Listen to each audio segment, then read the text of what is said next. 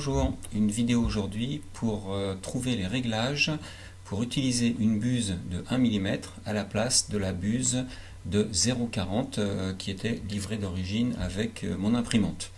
Donc la première chose à faire, c'est de changer la buse. Pour ça, je vais aller chercher un G-code qui est le G-code de débouchage qui va permettre de monter la tête tout simplement à 10 cm au-dessus du plateau.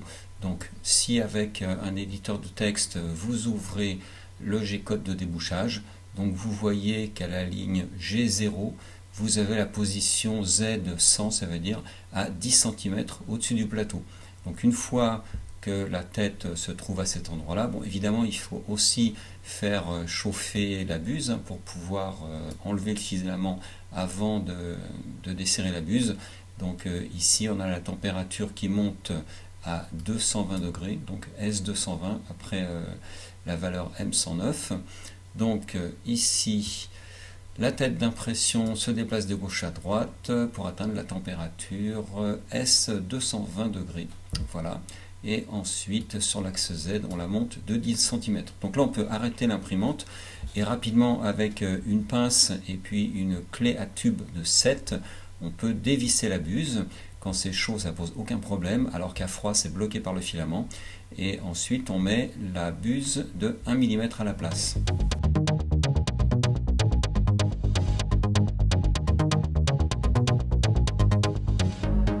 Une fois la buse changée, on va aller modifier les paramètres dans Cura. Donc on va aller dans les préférences.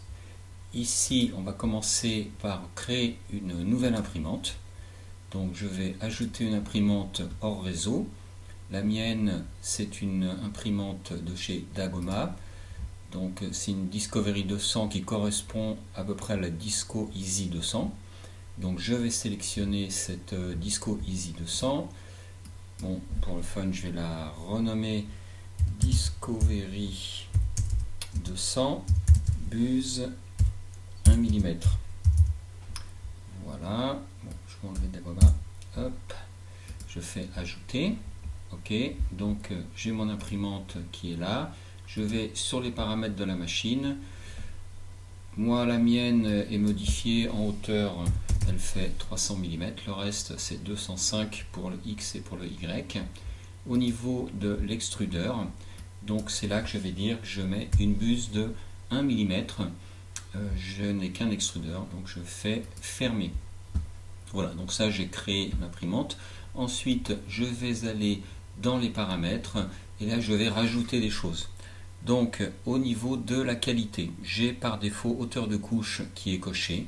Je vais cocher hauteur de la couche initiale, je vais cocher largeur de ligne et je vais cocher également largeur de ligne de la couche initiale. Voilà, ça c'est pour la qualité. Pour la coque, je ne rajoute rien, donc tout est bien coché comme il faut.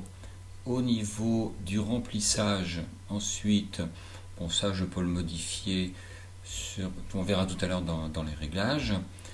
Voilà. Ensuite je continue pour les matériaux, donc je le modifierai également au moment où je mets mon objet. Et je vais arriver ensuite à la vitesse, et donc c'est là que je vais aller modifier des choses.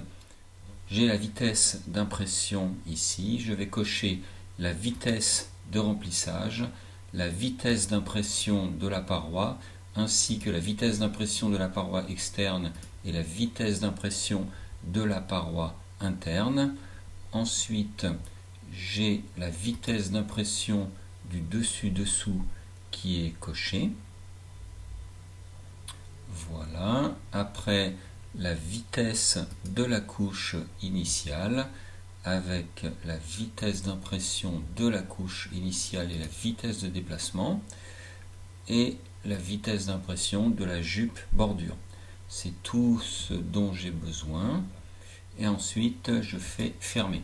Donc je vois que sur le côté ici, j'ai plein de choses qui ont été rajoutées. Donc j'ai bien ma Discovery 200 avec la buse de 1 mm. Je vais aller chercher ici, donc dans gérer les profils, je vais dupliquer le profil draft et je vais mettre brouillon 1 mm. OK. Voilà. Et donc ici, je vais sélectionner brouillon 1 mm. Et là, je vais modifier les choses. En hauteur de couche, comme la buse est de 1 mm et qu'il ne faut pas dépasser 80% de la taille de la buse, je vais mettre 0,8. Ensuite, en hauteur de la couche initiale, je peux mettre la même hauteur que la valeur de la buse, donc je mets 1 mm. Au niveau de la largeur de ligne, pareil, je mets 1 mm. Et pour la largeur de la couche initiale, je vais monter à 120%. Ensuite, pour la coque, donc toutes les valeurs se sont mises automatiquement, ça je ne touche pas. Pour le remplissage, pour moi 15% me suffisent.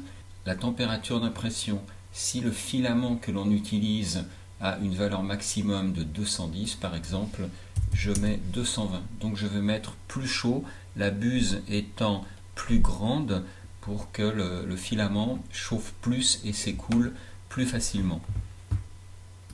On passe maintenant à la vitesse.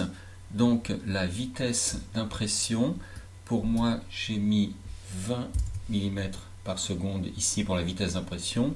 La vitesse de remplissage, j'ai mis 20 également. Donc la vitesse d'impression de la paroi se remplit automatiquement. Vitesse de l'impression ici pour la paroi externe, donc je peux mettre 20. En dessous pour la paroi interne, j'ai mis 40.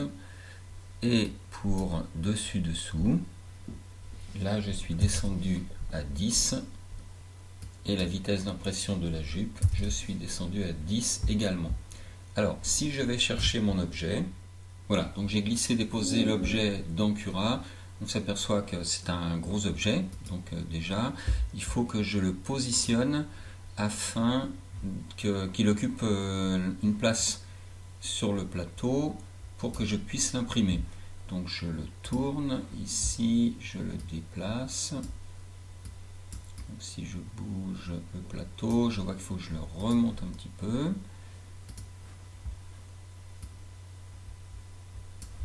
Voilà, donc là c'est bon, je l'ai déplacé. Et si je fais découper, hop, je m'aperçois qu'il faut 1h51. Si j'utilise le logiciel Cura by Dagoma qui est fourni avec l'imprimante, je m'aperçois qu'avec une buse de 40 en étant en brouillon, donc en rapide, ça me demande 5h38. Au niveau du nombre de mètres, là il me faut presque 30 mètres, 29 mètres 47 pour 90 grammes. Si je reviens dans Cura classique, donc il me faut presque 33 mètres, donc 3 mètres de plus et 97 grammes, 7 grammes de plus. Donc c'est pas énorme, il n'y a pas une énorme différence. En revanche, je passe à plus de 5 heures. Pour arriver à 2 heures, j'ai gagné plus de 3 heures. Donc il ne me reste plus qu'à exporter le G-code et lancer l'impression. À noter que sur le site d'easydesign.com, on trouve une indication sur la largeur de ligne maximale.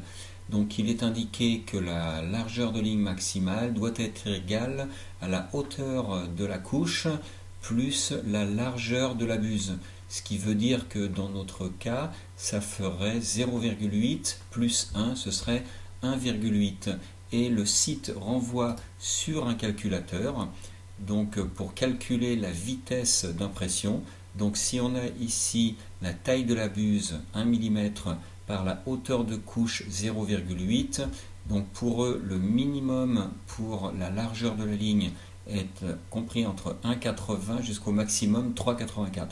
Donc moi j'ai rentré 1,80, j'ai calculé et j'obtiens 18 mm par seconde. Donc ça voudrait dire qu'on peut aussi faire des essais au lieu de mettre 20 partout comme j'ai fait ici. Donc on peut plutôt essayer de mettre 18. Bon, moi dans ces réglages-là, ça fonctionne. J'obtiens un temps de 1h51 minutes. Si en largeur de ligne, je mets 1.8, à ce moment-là, si je refais découper, j'obtiens 1h02 minutes. Je n'ai pas testé ces valeurs-là. Pour l'instant, je me suis contenté d'imprimer 2 fois avec les valeurs 1 mm. Le seul problème que j'ai eu, c'est que la deuxième impression que j'ai lancée, l'extrudeur claquait, donc peut-être que le filament était resté bloqué à l'intérieur, la buse étant trop grosse, et le filament solidifié à l'intérieur. Donc j'ai débouché la buse, j'ai relancé l'impression et ça s'est bien passé.